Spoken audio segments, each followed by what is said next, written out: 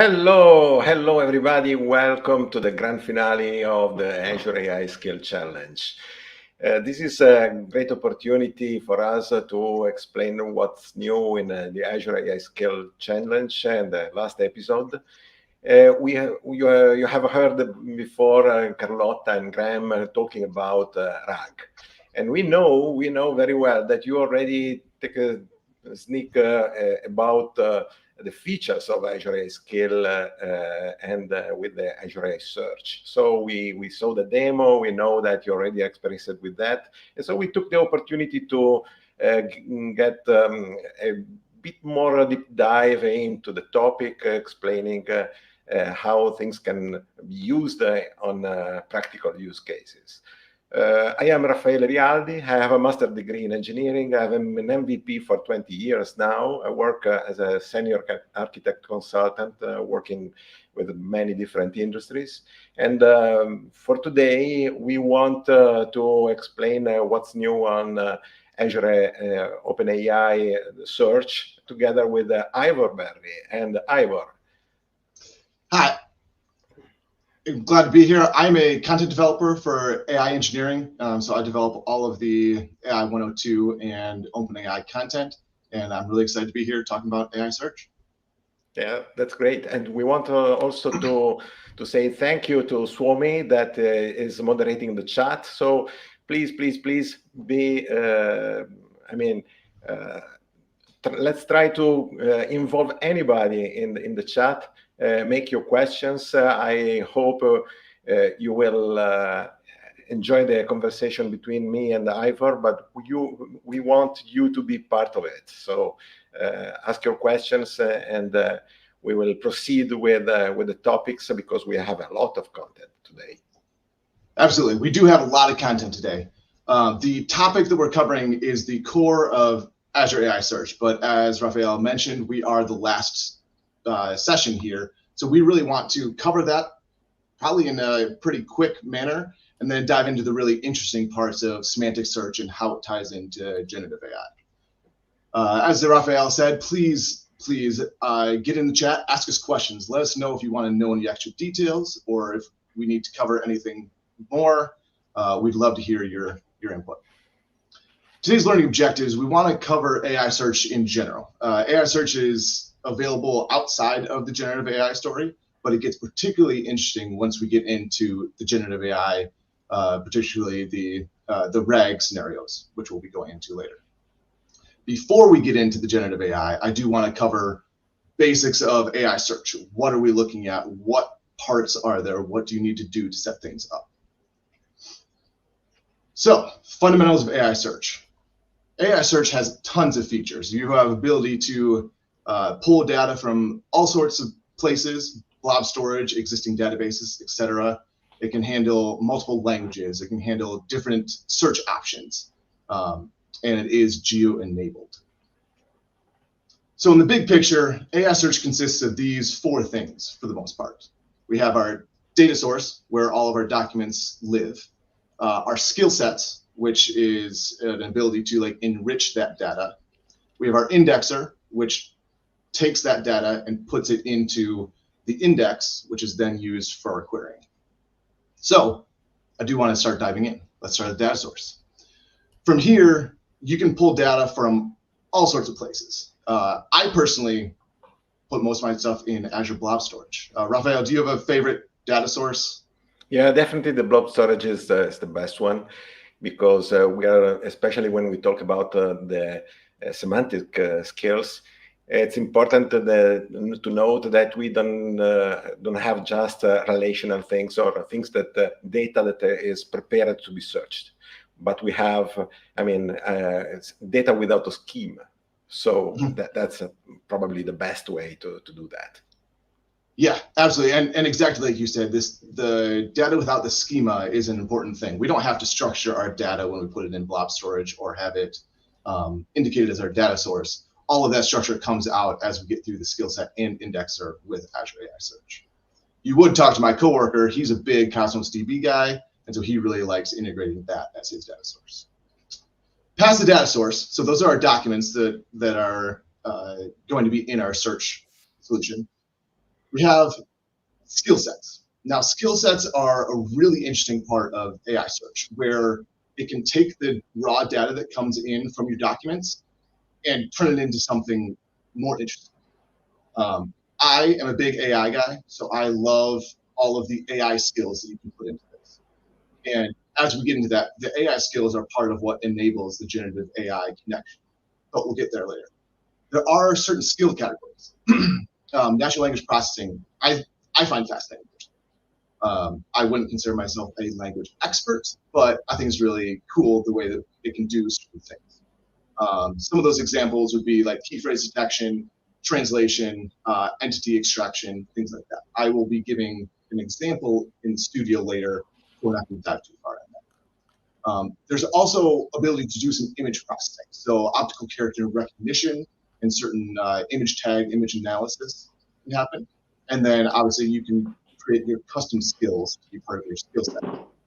And Ivor, by the way, there is an important thing to say, because when you talk about image processing, this is not something that stays just in Azure AI Search only. It's something that, I switch to here, we have the vision portal on Azure AI. And so if you want to extract information, metadata, and create a new skill set that contains all the way to extract data from images, that's it. You can use that. Yeah, no, that's a great point. There's a lot of really cool integration points with other AI services to get really interesting data out of those images. One detail about this is that this enrichment pipeline, so they call the skills and the skill set part of the enrichment pipeline. You're enriching your data.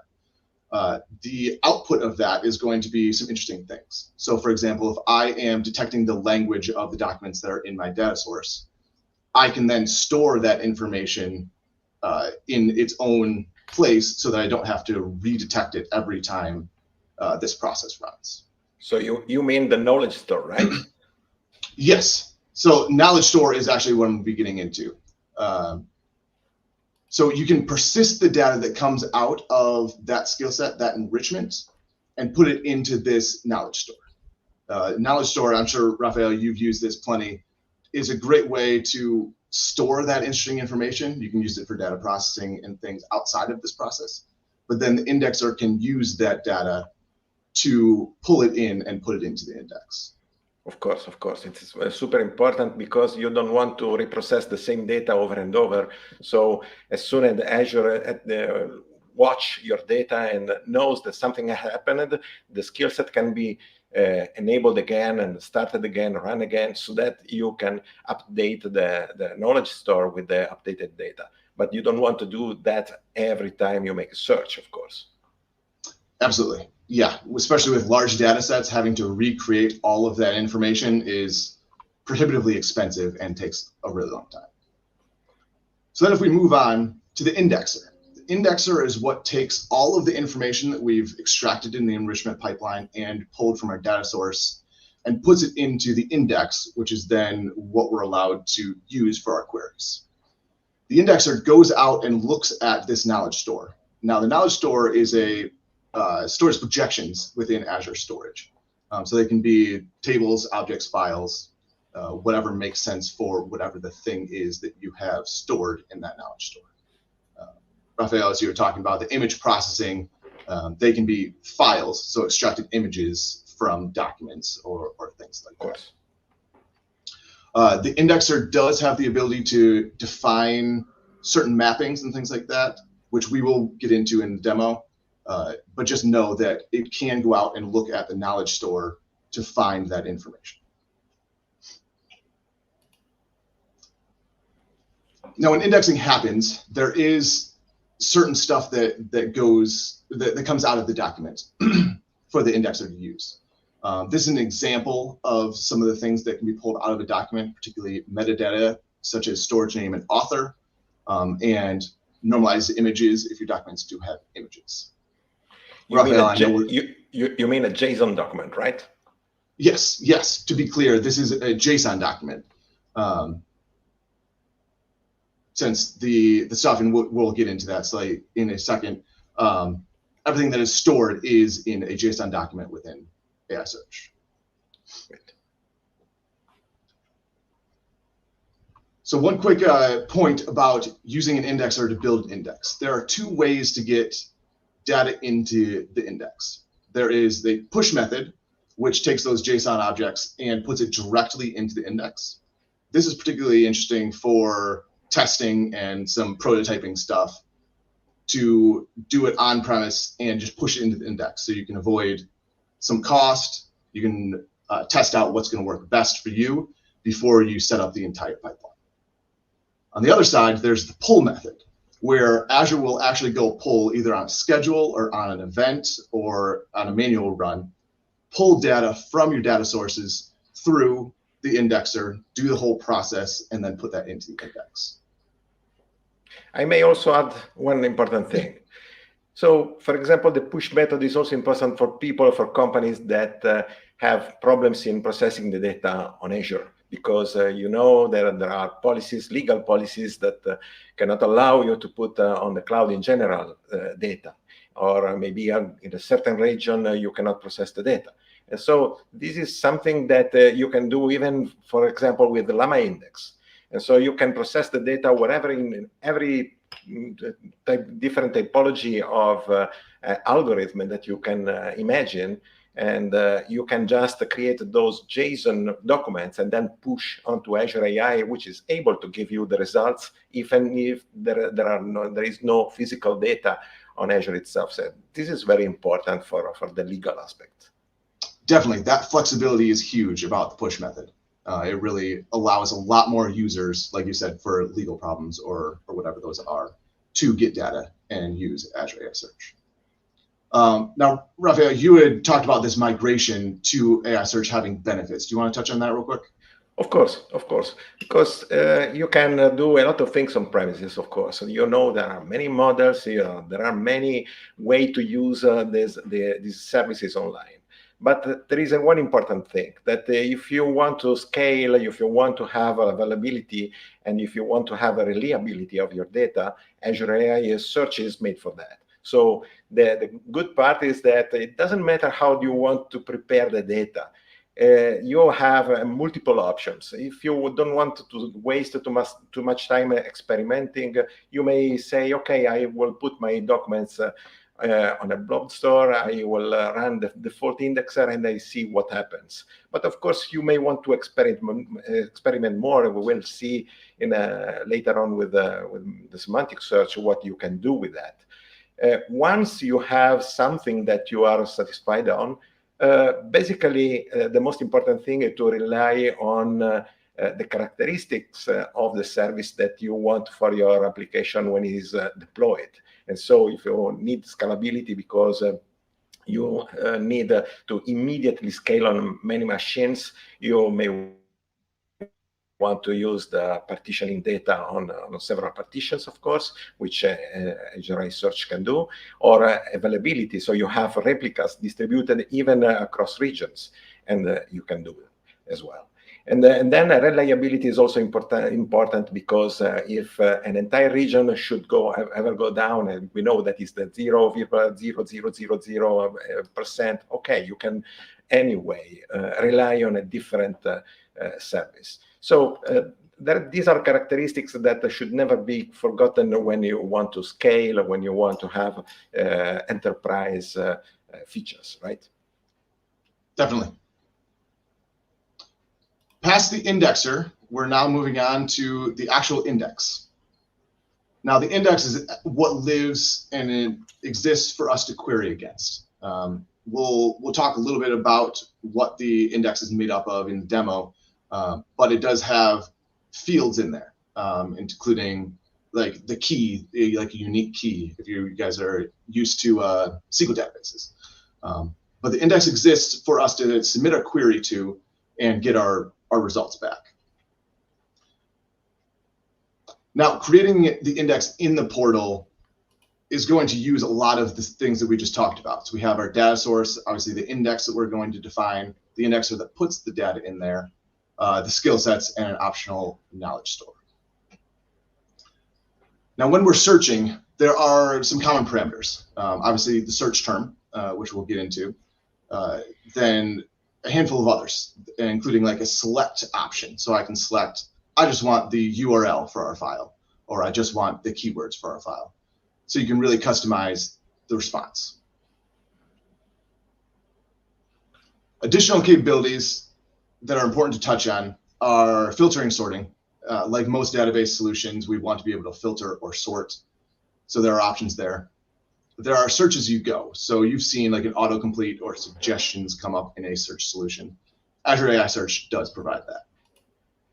And you can define custom scoring and boost certain results based off of your data set. This is particularly useful for corporation-specific solutions that they need, or any results that they really want to make more prevalent than others. There is one important thing to say before we see in action this stuff. The important thing is that you, depending on the data that you have in your database, in your documents, in your files, and so on, you may want to decide what are the fields that you really need when you retrieve the documents. And you may want to decide where is the actual content, what is important for you to search. And these should be seen in two different ways, because if you just enable the traditional keyword search and with all the skills that are possible, because we have seen how you can transform the data, search it, and for example, extract faceable fields which are good to be immediately presented on the UI. They are one side of the story, but then when we will see the semantic side of the story, it's also important to understand what are the pieces that are used to understand the concepts that express the data. And of course, this is very important because when you have a relational database, you don't have something that is expressed in natural language. And so this is most suitable for data that is searched by keyword with the traditional search.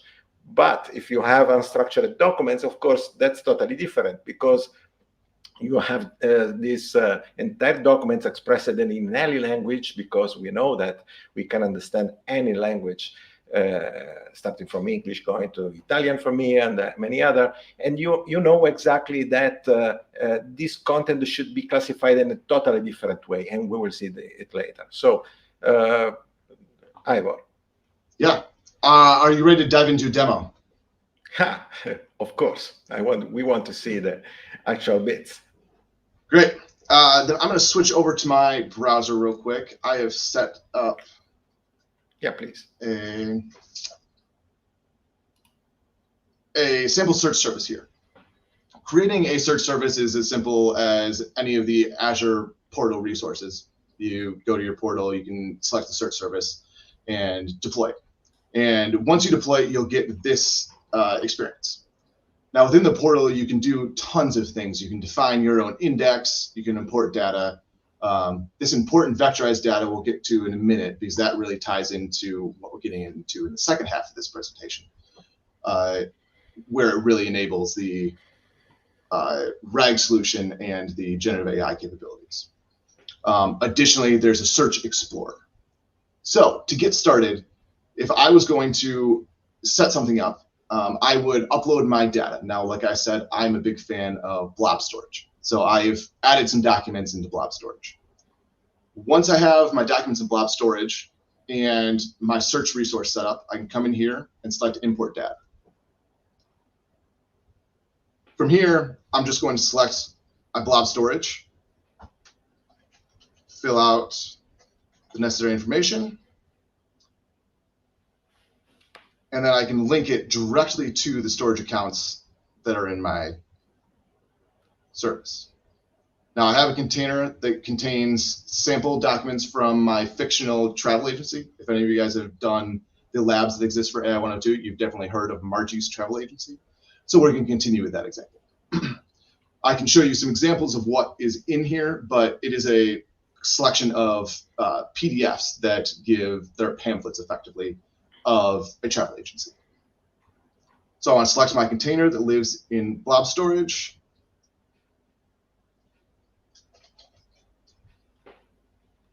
And then I move on to cognitive skills. Now, cognitive skills are those skills that live in the skill set that we had talked about. Of course, it doesn't exist because I can't change it. The skills are what exists that enrich and make our data more interesting. Now, to attach those, we do have to connect an AI services resource. So in this wizard, we can come in here and attach any existing resources, or we create a new one. Fortunately, I've got some, so I'll just select that. And then I get to choose to add my enrichments. Now we get to name our skill set. This is just the collection of the skills that we decide to put into our indexer. Data fields, and here you'll see what are considered our built-in skills. So these are the ones that you can just select, and the Azure AI Services knows how to handle extracting names and organization and location names, key phrases, etc. So if I want to have some of these, I want some organization names, key phrases, and language. If I want to, I can then also specify my knowledge store. But for this example, it's such a small data set that I'm going to not do this. I highly recommend you do use a knowledge store if you are creating your own solutions, just for the time savings and being able to have that data for processing later. We have a question, Ivor, Yeah. and the question is from the audience. Can you backup copy an index to another AI search index, like a georeplication or a BCP instance? In some cases, you want to copy the index from dev to production AI search index. I have an idea, but maybe you are the expert in the field, so go. The understanding that I have, when you set up your AI search resource, you can actually select the redundancy that you choose. I have personally selected a locally redundant storage. So my data that lives in AI search is actually locally redundant. So across multiple physical servers in our server farm.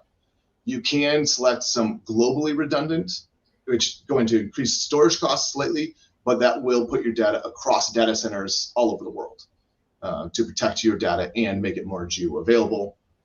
And in terms of copying an index, say from like production or to production from dev, there are options to do that. You can take your index and probably copy it exactly, or you can design like copy over the indexer and just point it to the new index for production that you've used in dev. Raffaele, do you want to add? Yeah. I mean, it's a different perspective, right? So yeah, you are providing a very good answer for the IT perspective. I am thinking to something different from a dev perspective. So let's compare the two.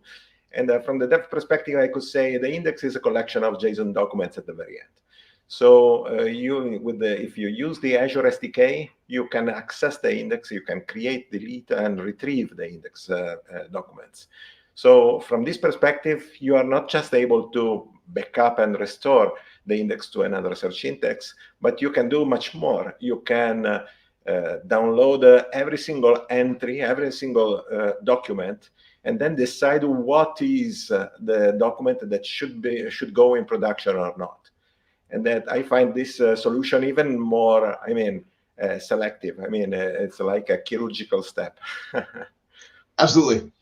Yeah, appealing to those developers out there, the Azure AI SDK is great. It is so helpful for doing exactly what you're talking about, Raffaele, to choose the right documents, to do the right things, and use it to push the data to your production instance in this case. Of course. And let's not forget that the skill set is done exactly for that. So it's a pipeline. You can put in the pipeline whatever you want. We also mentioned the custom skill. And the custom skill can, for example, use the Azure AI SDK to pick a document index, JSON, from another instance, access them, and then doing the rest of the job locally in the other instance. So you have multiple choices here. Absolutely. That's a great point. For the sake of time, I'm going to continue through this. You are able to, I just want to touch on, you can customize your target index. So you can name your index whatever you'd like it to be, and define the key. Now here you'll see all of the fields that we're pulling out of our documents to put into our index. Here we can select which ones are retrievable, which ones are searchable, and define really what makes sense for our data set. Here I'm just going to leave. Raffaele, do you have a point? I was saying it's important not to forget the faceable, because the faceable is the field that is presented to the UI when you have, for example, an SPA, and you want to directly have those fields to map exactly the UI that you want to show on your application. And this is, I mean, this granularity is extremely important. So what you want to retrieve, what you want to filter, what you want to order by, and it's extremely important to think twice exactly to what you want to do with that. Yeah, absolutely. Have you developed with the face table? I developed right before the Azure AI Index, not with this latest version. Yeah. Yeah, I tend to make mostly console apps, so I don't play with the face table that much, but it is really interesting. In the teams that I work with, the face table kind of fields are something that are very appreciated, also because let you, it's a level of interaction that lets the customer choose what is going to see on screen, and they maybe want a different label put for their products or something like that. Yeah. From here, I can create my indexer and go ahead and click submit, and that will create the indexer, the index, connect to my data source, and run the skills. On creation, the skill set pipeline, the enrichment pipeline does happen, and the index is then built. I'll jump over here to explore a little bit about the indexer, and then I'm going to jump over again into the index so you can see what's there. Here, this is my custom indexer. This is one that I created with the data that we had pulled, and you can see all of the things that I've defined in here. I have my names, descriptions, data source names, things like that. The interesting things are here with field mappings. I get to map whatever I want from the document into what I want it to be in the index. So here on line 24, my metadata storage path is just where it is. We'll see in a second, where it is in my storage. It will look like a URL, and so it will define where that path lives. However, if I base64 encode it, it then provides an encoded key that serves as my key. It's a unique value, since all the stored documents are going to be in different locations, and so it can be really helpful for giving a unique key for all of your data. Additionally, I store the URL because I want to see it and I want to know where it lives. Additionally, we have the outcome of our skill sets. So here we have the document merged content locations. This means that a location was extracted from the document and is then put into a locations field. The same thing happens for key phrases, language, the normalized images, some layout text, and things like that. This right here is my definition of my skills. These are fortunately the built-in ones, so the ones that I checked when I was creating and importing my data. And so they're quite easy. If you were doing a custom skill in here, there would be a bit more information. And there's a lot of content out there on creating custom skills in the docs page. It's just a little too deep for us to dive into right now. If we come over here, we are now within the Search Explorer. So if you select the index that you've created, you can come in here. Search Explorer is a great way for us to search for our data. So if I want to search for London, say, I can then get back all the documents that have London in my my content. There happens to be a brochure in my Margie's Travel that has London as its topic. So we have our content. You can see all of the information that's pulled from that document that I can retrieve. But obviously, this is a lot of information. It's sometimes hard to digest if we're searching. So if I switch over to JSON view here, I can actually say, I actually just want to know where my content lives. So if I'm just searching for London and I want to select the URL, I can see where the documents that have London live for me. So here you'll see my search resource or my search data source, where it lives, and which brochure. There happen to be a bunch of reviews also in here for my fictional travel agency. And so anything that's mentioned in London has been returned here as well. Raffaele, is there anything else that we want to see on AI search before we let's see the data that I will use for the semantic search first, so that we show exactly where it is, and then we will later show the demo for that. Yes. Let me switch over to a different window here. Yeah. So here is a. Go ahead. Yeah, please. This is an entirely new instance of AI search. This AI search has indexes in here where the data that Raffaele supplied has been put into a different type of index. I think that, Raffaele, we might want to cover a bit about what you're going to be covering with semantic search and things, and then I am happy to walk through how I created this data. Okay. So just know that we have this. If we go over to our search data, just real quick, this is the data that will be used in our semantic search. So by the way, these are real data. So we decided with Ivor not to use some data set that is constantly used for demos and so on. So we basically indexed my own presentation in PowerPoint and some PDF. These are true documents that are unstructured. There is no data coming from a relational database. Most of the PowerPoints doesn't have the author filled properly in the metadata of the PowerPoint, so it's also difficult to understand exactly what's going on. The data was not modified in any way before putting it inside the container storage, because we really wanted to see what happened there. I mean, I have unstructured data. If you have just 100 documents, you maybe want to do it manually, adjust a little thing, what you can. But if you have 1 million documents, you just cannot afford to do that. So basically, the whole point is that we want to give the opportunity to use the semantic search to avoid the effort to structure the data, basically. So, I think that's a great point. You can dump exactly what you're like. This is a collection of your presentations. You haven't edited these at all. You can just dump the PowerPoints and PDFs and things that you use, and then index them and use them in a search solution. I think I'll stop there. As we've seen we have another question. So how do you overcome the indexer timeout?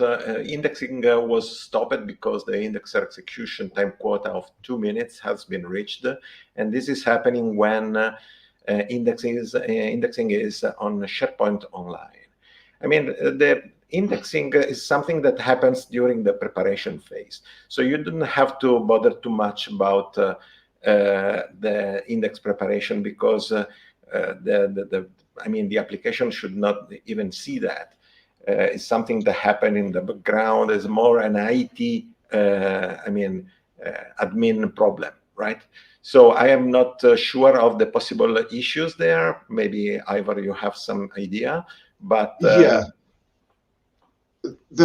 I think the issue often comes with the pricing tier that you choose for your search resource. So if you use a free tier, I believe that the indexer is restricted to timeout of 2 minutes.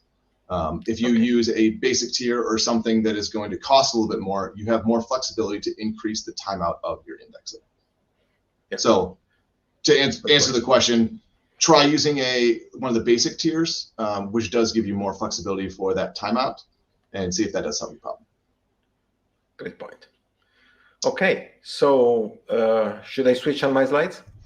Yes, please. Let's dive into some semantic search. This is the fun stuff.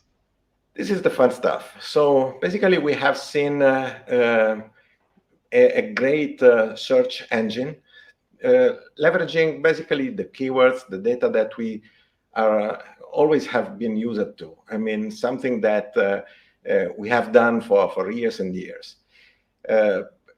Now the structure is important because Azure AI Search allows you to give both at the same time. So we have seen the keyword search, and we are going to see the semantic side of the search. But let's not forget that Azure AI Search is a hybrid engine. So you can leverage it both. If you are scared about the possible undeterministic results coming from the semantic side of the search, of course, you can, let the results stay inside the boundaries that you want using the hybrid engine. So this is the advantage of using both at the same time, or restricting the search to certain parts. The semantic side is extremely important because is the search strategies that give you meaning of what you are searching.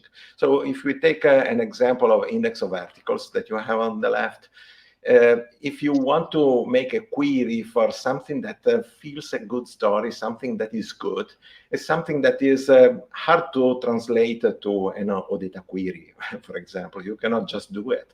You are expressing some feeling, some sentiment that you don't know exactly how to translate in the Lucene syntax that is the one enabled on Azure AI Search to use the keyword, traditional keyword engine.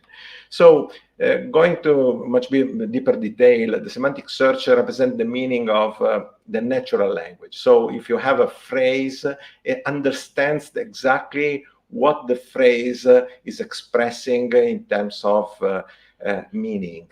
And we will see exactly what this represents, because we have to understand the pros, also the limits of this kind of approach.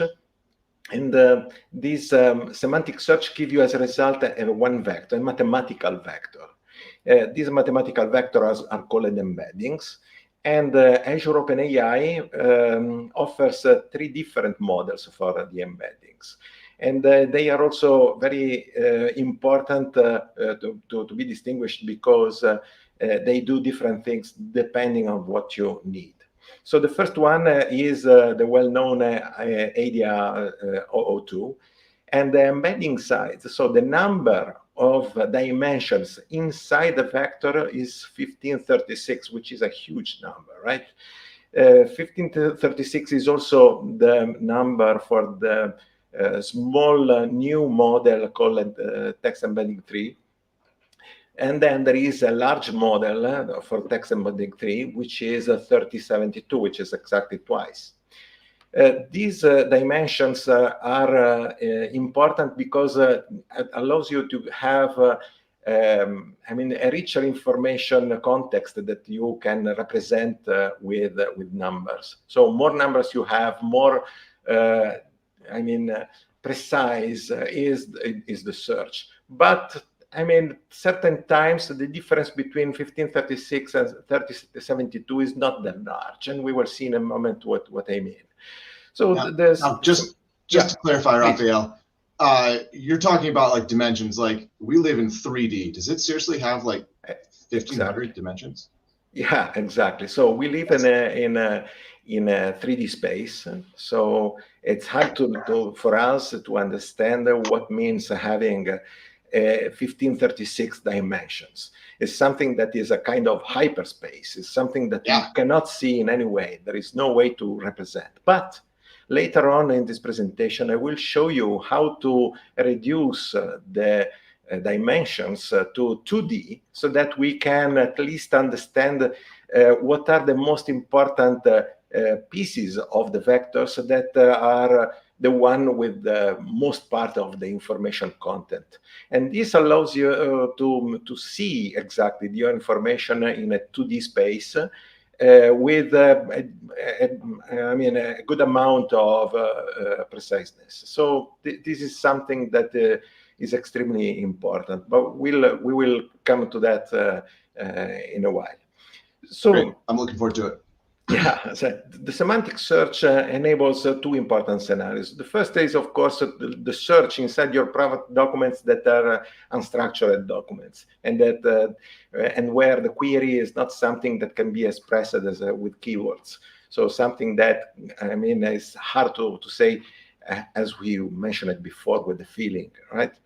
And the second is the retrieval augmented generation that you have listened yesterday with Carlotta, and this is a scenario where you want to cheaply overcome the problem of getting answer from GPT, whereas the public documents that cannot contain the information that you want. So you basically want to extract some document using a search and then giving those documents to GPT and ask GPT to tell a story about that, which can be anything.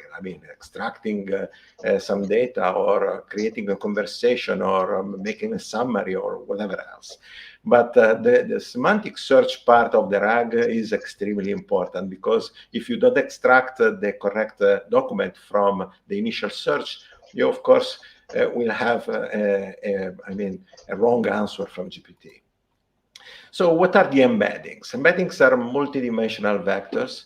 They are obtained generally when you have a machine learning model by stopping the execution before the very last layer, which is the one that aggregates the results. For example, if you have a model that is processing images, and the labels that refer to the object being recognized inside the image is something that is computed at the very last step by, for example, a softmax, which is an operation that aggregates the last line of the neural network. And these numbers, the very last processing step, okay, these numbers are the embeddings. So basically, you have these numbers, and you want to use that to understand exactly what they represent. But they are opaque. It's not something that you can interpret in any way, and that's the hard part.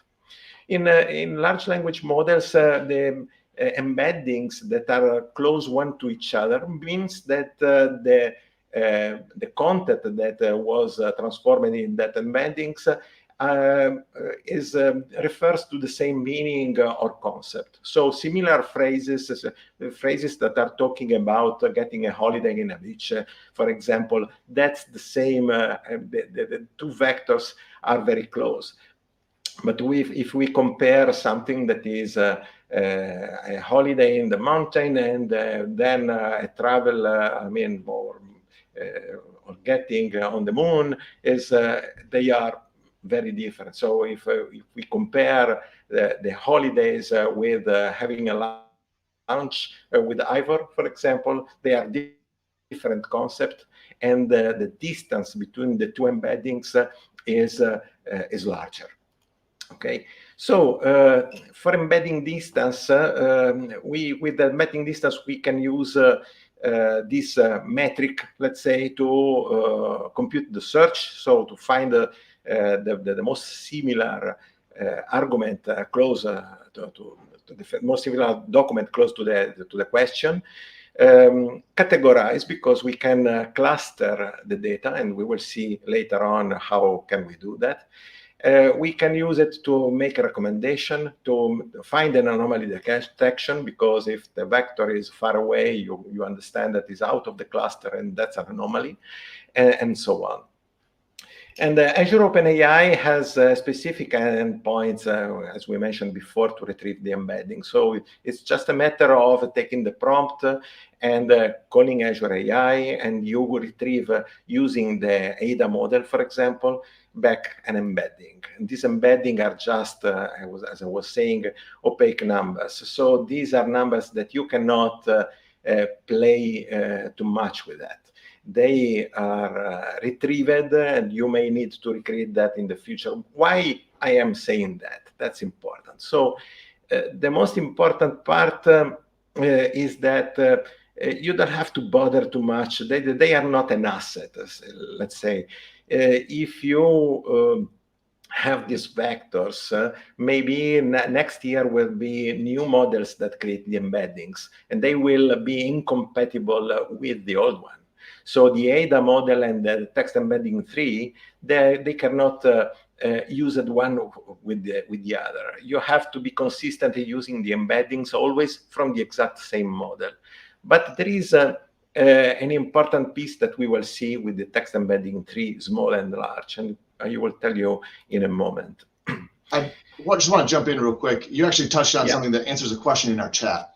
That was asking if the small embedding was compatible with ADA. And if I'm hearing you correctly, it is not. You can't just use the embeddings from ADA with the small embeddings, even though they have the exact same number of vectors. Exactly. Yeah, you cannot do it. There are also some ways to reduce the embeddings, as I was saying, to visualize them. So you may think also to reduce the embeddings to 1024, let's say, and compare it with another model. And that's not possible. I mean, every model has its own way to represent the data, and you cannot interchange that. But there are a few exceptions, and I will come to that in a moment, because this is extremely important in the search process, and also how to speed up the search. So let me go on first, and then I will answer to the rest of the question. So basically, every embedding matches to a prompt. So every time you take a string and call the service, you obtain back one embeddings. And these embeddings is something that represents well the concept, the meaning that you have. But of course, if the text is too long, it's difficult to represent with, let's say, 1536 numbers, the entire concept of all the prompt. You may think, for example, that if we take a book and we could fit it in some way in the prompt, if it was possible, and you ask back for one embedding, you don't have enough numbers to express the richness of an entire book just with 1536 numbers. That's not possible, right? So I loved this comparison with tweeting, right? So if I make a tweet of a book, of course, that does not give an idea. You cannot just make a summary of an entire book with just a tweet. The embeddings are like a tweet, in other words. So a short amount of information representing a probably possibly larger concept. So this is something that must be taken in account. You may wonder why should I consider this aspect? Basically, because during the process of creating the index, you are processing documents. Those documents are very large. So basically, every time we process a document, we are trying to represent all the stuff with just those numbers, okay? And this is of course something that you don't want to do. Basically, instead, you want to chunk the document, and we will see in a moment what I mean. So OpenAI embeddings are this size, and we already said that. The embeddings are always normalized. For those of you that are familiar with the math, when we talk about vectors, the normalization means that their size there is just 1. So what really cares here is not how long is the vector, because every time you want to normalize it to make the math less difficult, but you want to consider the distance with the cosine distance. So you're basically considering the angle between embeddings. This is the mathematical most convenient way to compute them. Okay. So, but even if I have these embeddings, how can I do a better job than the traditional keywords? So there is a preparation phase, which is something that is needed to prepare the documents and going into your index, and which is fed into the embeddings model. Of course, for the reason that I mentioned before, we don't want to take an entire document and obtain one embeddings back, because for most of the part is not I mean, a good indicator of the richness of the text that is going there. And even if there are models computing embeddings which can accept very large prompts, I strongly suggest, in my experience, not to use them at all. I mean, you have to be quite short, but not too short. And I will come also to this problem in a while. So the document is basically chunked. What does it mean? That you take smaller pieces, for example, one sentence, or maybe 2 or 3 test sentences. In the case of my PowerPoint presentation, you may want to take an entire slide because there is not a big amount of text, and then you take all this text and you get back exactly one embeddings. At this time, you are converting this text into numbers. In this process, you want to store the embeddings, and this is what Azure AI Search does, storing the numbers, but also the reference to the initial document that was where the embeddings was originated from. And that's the way that it is. That is necessary to retrieve. Yeah. Please. I just want to make one comment on the chunking, just to give an example. The document set that we're using for your demo that we'll be getting into in a minute is 63 presentations in PDFs, I believe. Yeah, more or less, yes. When we've vectorized it, it actually came out to 518 chunks. Now, yeah, we'll show that is just the built-in vectorization. That is something that I didn't customize at all. But just to give you an idea, that's how much it split out 63 documents to become 518. Good point. Good point. Very good point. I also did some experiment on my side to understand how good or bad were the different chunking. And I had to say that in the specific context of the PowerPoint slides, it's not sufficient to split the pages, but you have also to enrich the content, because certain slides contain text that are totally out of context. And so you basically have if you take all the embeddings from a single presentation, you risk to have some embeddings that is making, for example, talking about an example and talks about a dog walking on the street, and you risk that this embedding is totally out of context.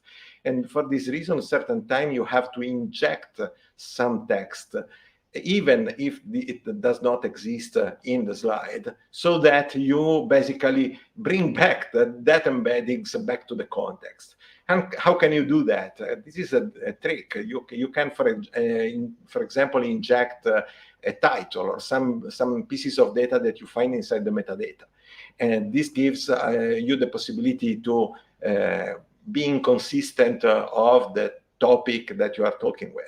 And these strategies must be tested. There is no general advice to treat documents, but there are many skills that you can add to Azure AI Search that can process the data in very different way. If you are not happy on the default one, well, just a method of writing a small custom scale, and you add it to the processing of your data, and you are good. So that's one of the big strategies for that. And once you have finished the preparation phase by storing all the embedding vector for each chunk of text, basically you are using a vector database, and the Azure AI Search is also a vector database, but there are, of course, many if you want to experiment. You obtain this index. And now you have a whole story. So on one side, you have this ability of the engine to work as a traditional keyword-based engine, and the other side you also have the possibility to match the distance of the embeddings, and you can combine both when you are searching. So you can say, okay, give me all the documents that have this keyword but talks about a dog, or express a good sentiment, or that are nice with I mean, when I talk about Windows and so on. So this is kind of things that you can do by mixing the two. The embedding skill is something that you find inside the default skills, because it is natural, it's obvious to have one skill that if you want to search by embeddings, transform the chunk of text in a vector. So the embedding skill is the one that does the thing. There are other skills that can be added and improve the semantic capabilities, like the language detection, of course, the key phrase that you mentioned before when you introduced the Azure AI Search, the image processing that I briefly showed the dashboard before. There are things that allow you to extract information about the objects that are inside the image, or the cognitive service that extract a description of the image, which is, of course, very important, and so on. So everything that is related to the image can be transformed to a natural language text, can improve these searching capabilities in the skill set. I do want to really call out what you talked about there about combining your skills with the embedding skill. There are so many cool combinations that you can achieve with combining all of this stuff. So sky's the limit. I'd love to hear all of your ideas about, like in the chat from anybody who's watching, ideas of like cool things to be able to combine and how that might result in a really interesting search solution. Yeah, absolutely. There are many skills that can be used. And maybe at the end of the presentation, we can also go back to the dashboard and analyze one by one. But if you go by yourself on the free tier of Azure and look at the list of skills, there are so many. And also you will find other suggestions in the Azure SDK samples, where you can develop your own very easily. It's a matter of a few lines of text, whatever language you want to use. You may want to go with Python or .NET, doesn't matter. So that's it. And once you process this data and you extract things using the various skills, you basically extract important and vital information, but you are still in the preparation phase, right? Because you have to process the document only once at the beginning, or again, only if the document changes in any way. And the output of these skills are stored in the knowledge store that we mentioned before when you were presenting the dashboard, by the way. So how they are used? There is no syntax. So in the keyword search, you basically have the Lucene syntax. But to use the semantic embeddings, when you want to search the semantic part, you just use natural language. You just express yourself by asking something, the same way you ask to ChatGPT, let's say. So the prompt, which is your question, is converted to exactly one embedding.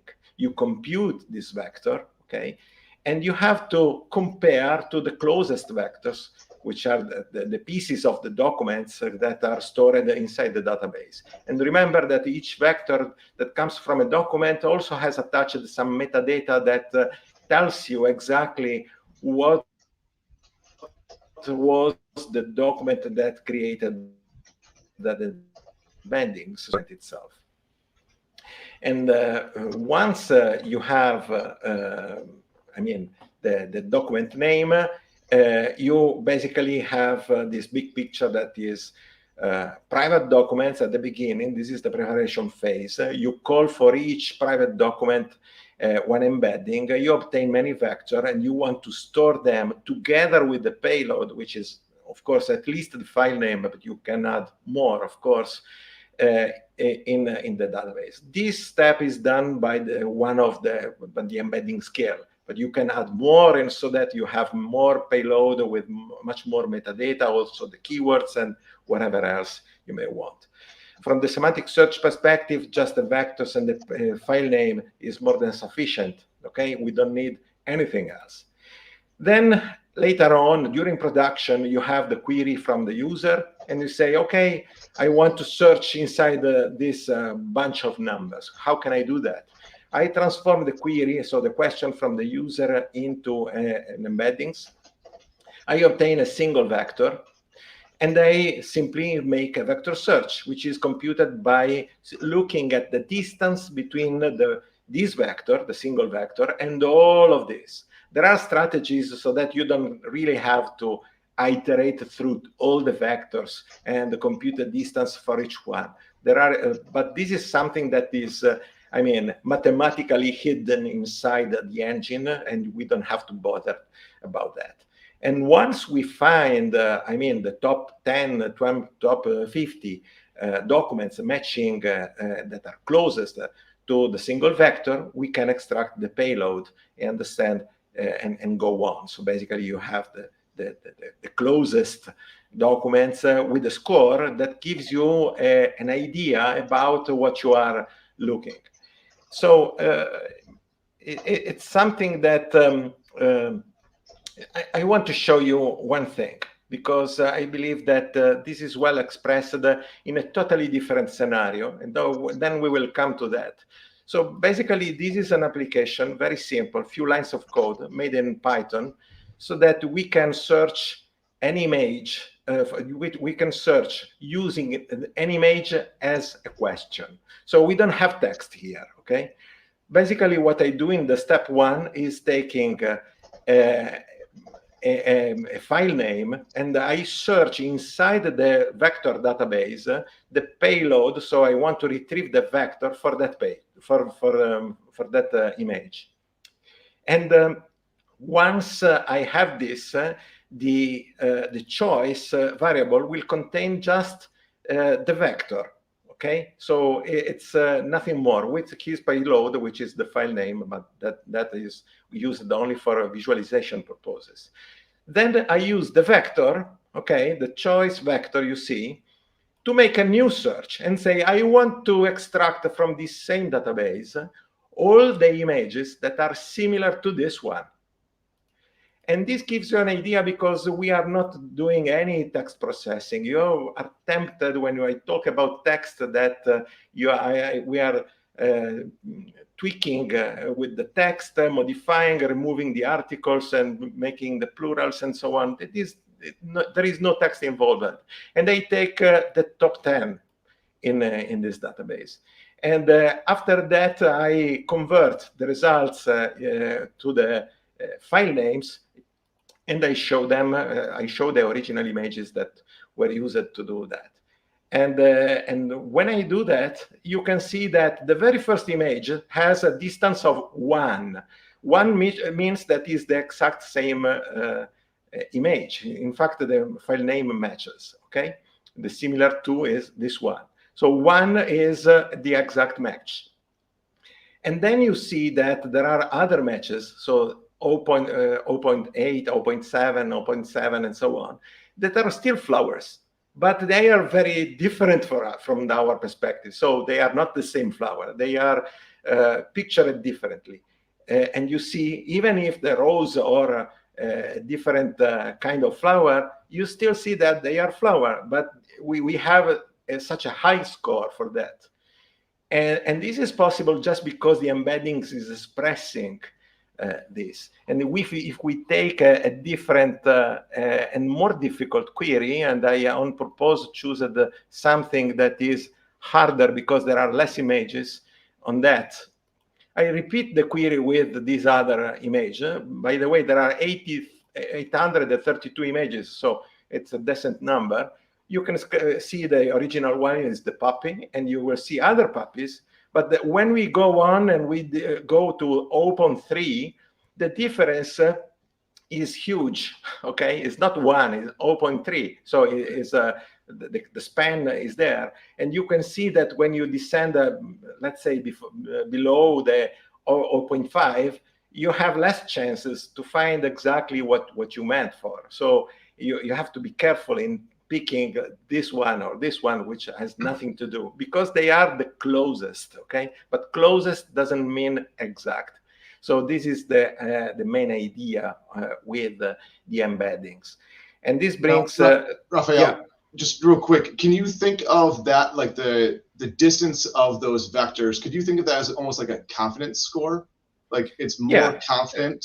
Absolutely. So if you are close to 1, is basically you have seen the same image. If you take 1, is exactly the same, and as soon as you go down with the numbers, the confidence score diminish. Okay. And these images are very different, but anyway, we are above 0.6 and so on. It also depends on the model. So I am using a model that, I mean, it's pretty good, but it may be better. I mean, there are only on Azure AI, there are better models than that.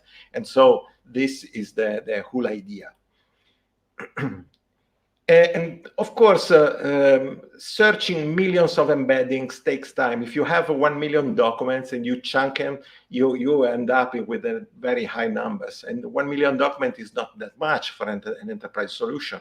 So the new text embedding 3, okay, is available in the large, which is 3072, but it can be reduced because the new text embedding 3 is a new set of models. It's part of a new set of models that is called Matryoshka. It's a new scientific paper that was published recently. And they can be reduced. That means that if you want to retrieve the 3072 dimensions, but you want just 1536 or 1024, you can do it. You just cut the dimension of the array with the numbers, and then you renormalize by yourself. So it's a matter of 2 lines of text, probably, or 2 lines of code. It's very easy to do that. And you may wonder why I am telling you that. Because it opens up one important thing, which is the re-ranking strategy. So basically, you can search the top 100 documents using a shorter, let's say 1024 vector length, which is much faster than 3072. And then later on, when I have extracted this, I repeat the search, but using the full dimensions so that I can take the top 10 documents. And this gives you an ability to refine the results and getting the one that are best represented for the question that was initially done.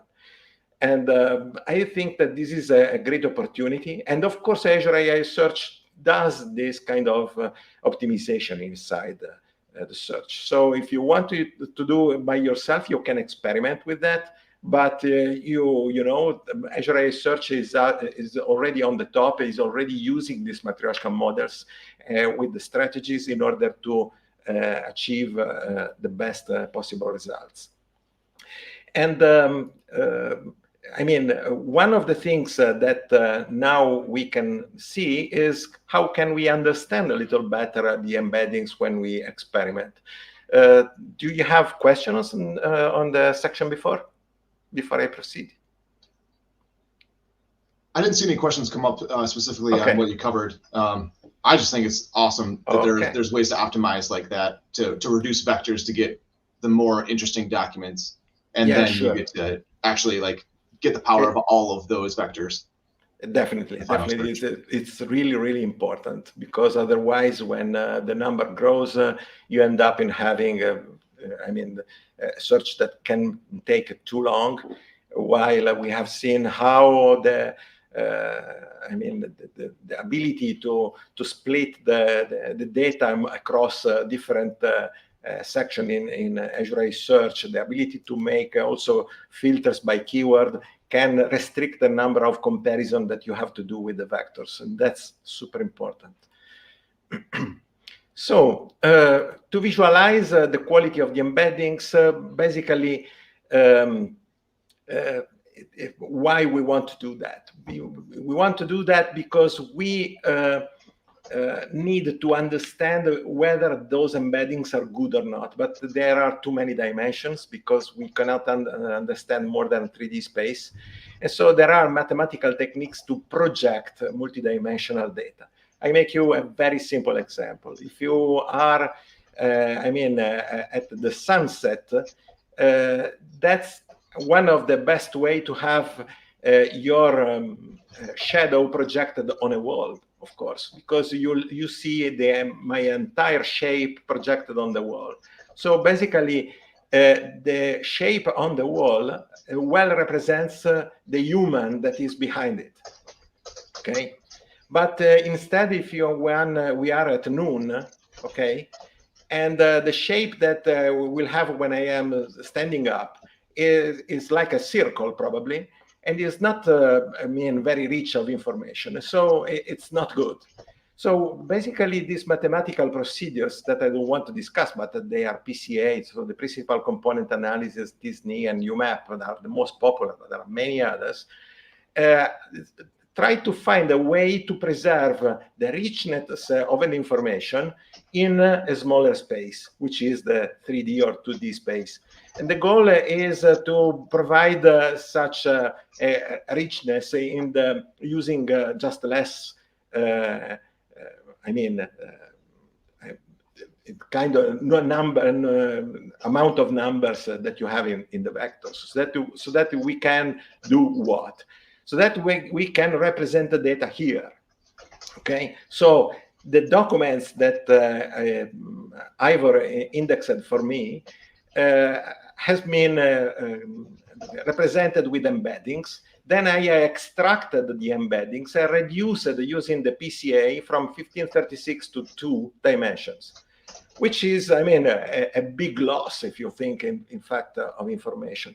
But if you see, I also indexed the description for the categories in order to match the clusters. So for example, I indexed also phrases like Microsoft Word file format, and then word processing specification, and security, blah, blah, blah. Okay, and you can see that the violet one and these other format, they have shared the same cluster.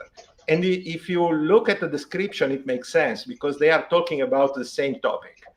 And if we talk about the EU regulation and the GDPR, they are very close because, of course, the GDPR is an EU regulation. If we talk about security and GDPR, they are also very close, but not always, depending on the presentation that I gave in my topics, and so on. So semantic modeling, which is a thing that I created, I invented, and performing strategies is something that goes very close because the whole point of the semantic modeling is embrace code generation to have a better performance.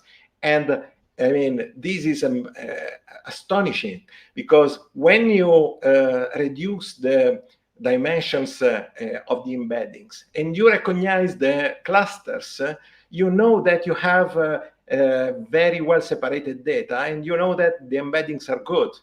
So the condition between to choose the PCA or other kind of strategies is that these strategies can be sufficient, because if just one works and can separate your documents, you know that in that hyperspace, very complicated, the data is necessarily separated.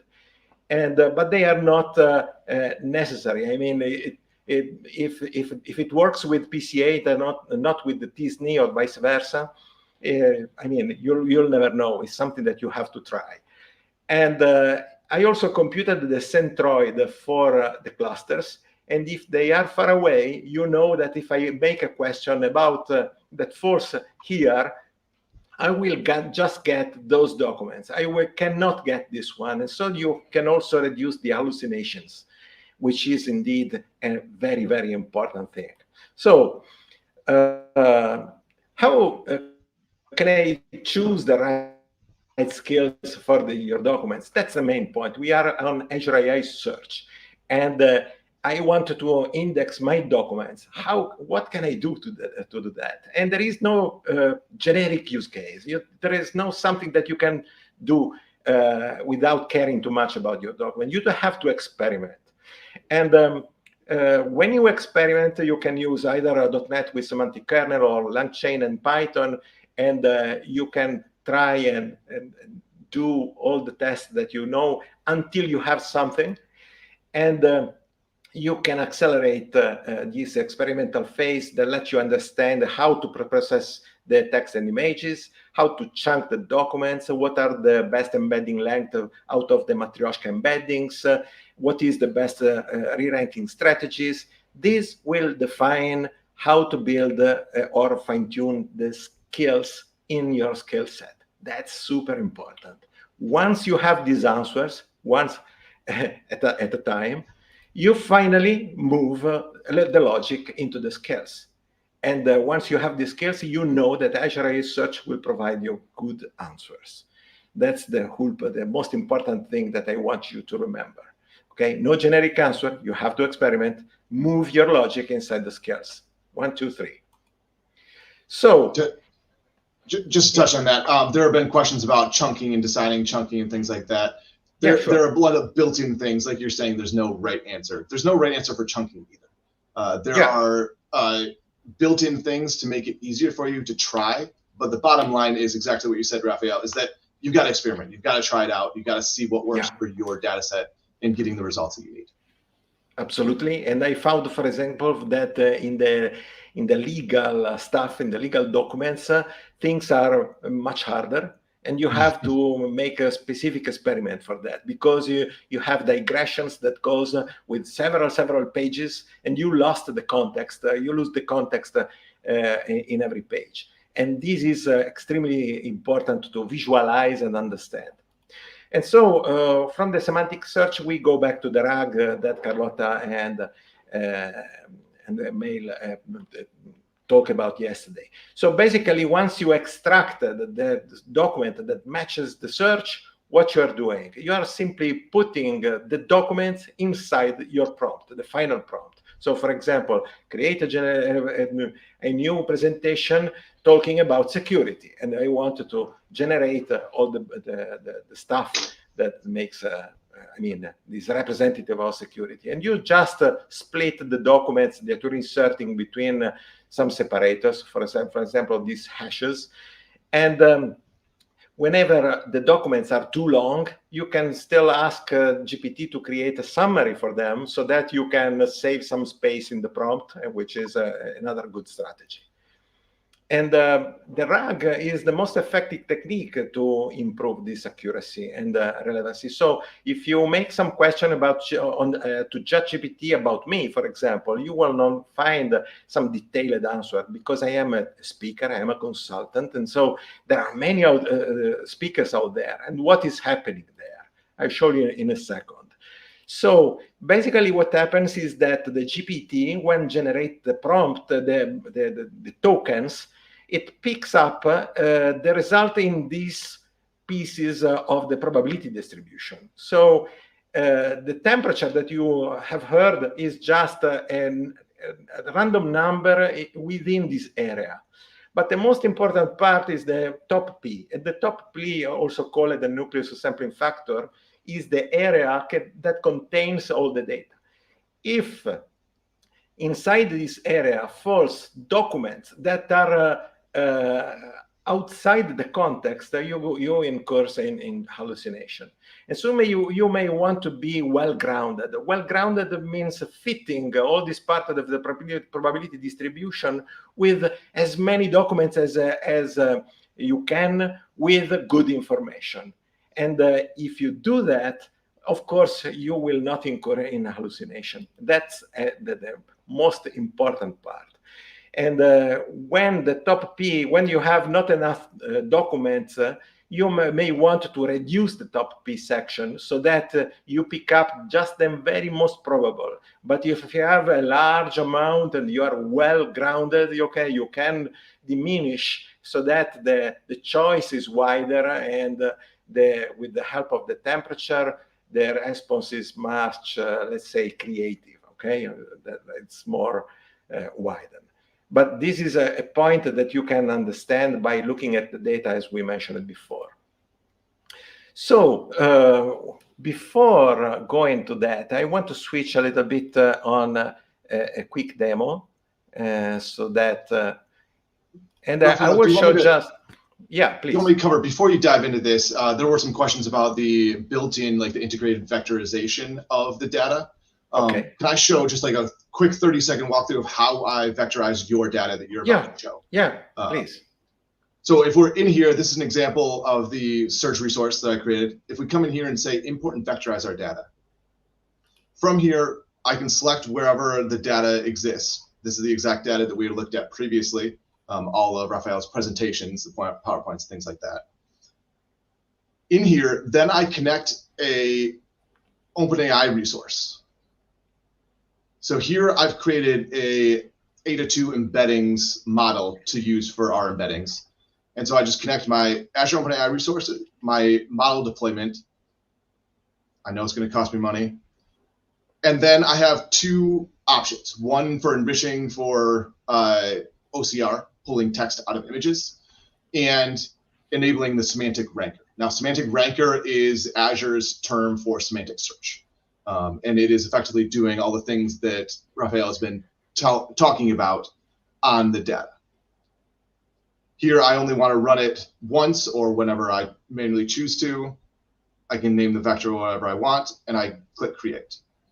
Now, this takes time, so we're not going to dive into this. I've pre-created exactly what I walked through for the demo that Raffaele is about to show. Yeah, thank you, Ivor. So basically what we have here, I don't want to waste time in showing the code for the demo, because there are plenty of samples in the Azure AI SDK. You will find a lot of code and many of them. I want just to transmit an idea on that. So I will run this demo. I mean, basically, we are making a semantic search on my documents, okay? That, of course, I had to recompile right now, but I am prepared to that. Okay. So this is very simple. It's just a console. I mean, I didn't want to make a shining UI or things like that. I will run K, so the private data semantic, and you'll see that the index contained 283 documents. These are the settings that I'm using. Here we are just waiting for GPT to answer, because he is poking into the Azure AI index, which is very fast. So this is not the amount of time that we are waiting. But in my region, that depends. Certain time is very fast, certain time is much slower, the GPT model. And basically, we will see here, okay, he answered. You see the color here. I generated this markdown document so that I have all the top P 095 and temperature 07 and so on.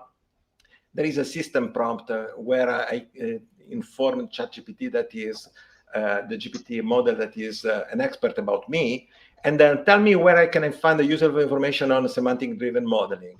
And what you obtain is the GPT answering on that. And you will see the reference numbers, the doc1, doc2, and so on. And when you go there, there are citations that you get back in the answer. So it's a JSON document that you get back. So with all the list of documents that are attached, let's say, and they can you link. If you add the URL, for example, you can just click here and open the document directly from Azure, okay?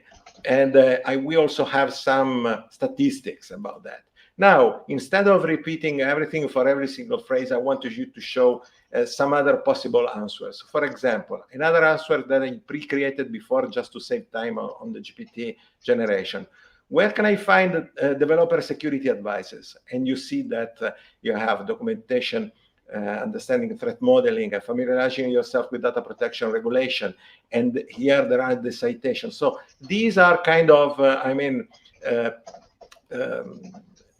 data that you can ask GPT when you talk with your data. This is a rag on your own private data where you don't have to bother in retrieving the embeddings and passing the embeddings to the GPT model. You just make a call specifying your Azure AI Search endpoint and generation endpoint, and from then on, everything happens automatically. And so which technique may I use to transform a set of C# classes to another? You can leverage the code generation technique, transform, and blah, blah, blah. And there are many good citations, and I can tell. You see the semantic-driven modeling that I was mentioning before, and much more. Or even a different aspect. From the available data in the database, extract a list of the 20 most different topics in no more than 2 words. And you can see this is the list generated from GPT with all the citations that are mentioned here. So this is only on my private documents. And that's extremely interesting. So this is the kind of things that you can obtain by using the combination of Azure AI Search together with the GPT model. So I want just to give a glimpse of what are the use cases that we can use with the semantic search, which is completely different out of getting just to search results, okay? So for example, I was mentioning extract categories, and you can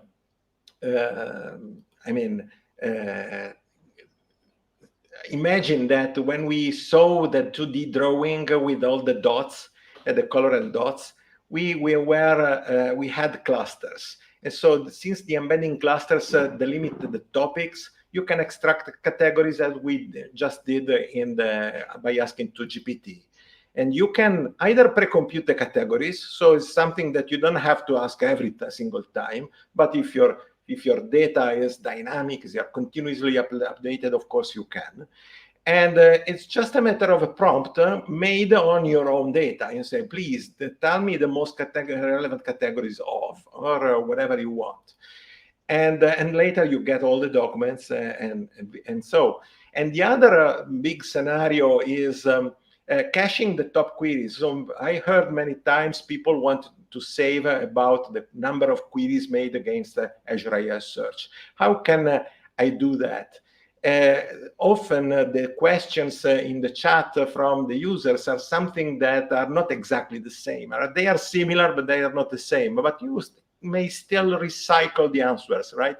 Because if the questions are similar, by converting the questions into embeddings and comparing between them, you may know that if the question is similar, maybe the answer is good as well. And so you take the user question, you can cache them as embedding, like keys in a dictionary, and in the vector database, you associate the question with the text of the answer. And every time a user makes a new question, you just translate an embedding, make a query, and say, oh, the distance is very close to this one. I already answered that. I cached the result. That's OK. I can go on and proceed. And so you have, go. In the previous episode, you already see it on the rag demo going through and searching through embeddings. So I invite you to watch the video if you didn't. That's extremely good. And also another strange use case is the product recommendation inside in e-commerce. So the phase one, the preparation phase, is to build one embedding for each product description. And every time you see someone that buy a product, the embedding for the description is added to the user profile. And then you have a list of embeddings associated to the user. Then when someone is browsing your e-commerce, is searching for new products and so on, we can go and say, oh, a user visited the product page for this cell phone, let's say, okay? But this is not exactly the same description as it was of the other user that already bought a phone, but it was a different brand. We can still compare the description. And if it's similar, it means also that have similar characteristics, let's say, okay, he is probably interested also in the accessories, right? And so you can suggest and make a recommendation with the accessories for that matches the other user, because the other user bought it. And so there is a good probability that matches also this other user. This is great. I mean, these are different kind of searches that you can imagine to use the Azure AI Search instead of the plain old search that we all used over the last 30, 40 years, okay? That's it. So I want to ask to Ivor if he had something to add to this point, or if we have questions. I think we've answered most of the questions in the chat. I've actually had an opportunity to help answer some of those questions. This is fascinating. The whole idea of semantic search and integrating with RAG opens up so many new possibilities. Obviously, those of you who have played with the generative AI chatbots, you can see how impressive they are. And it's really interesting to understand how all of this works under the hood.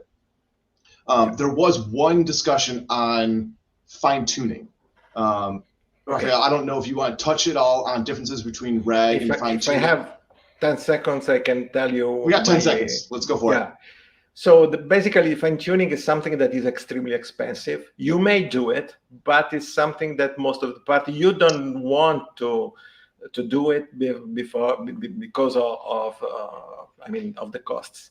If you can do the same job with the RAG, I strongly suggest to go for it. There are no new strategies that are coming. Right? One is called Raft, which is a new possible strategy.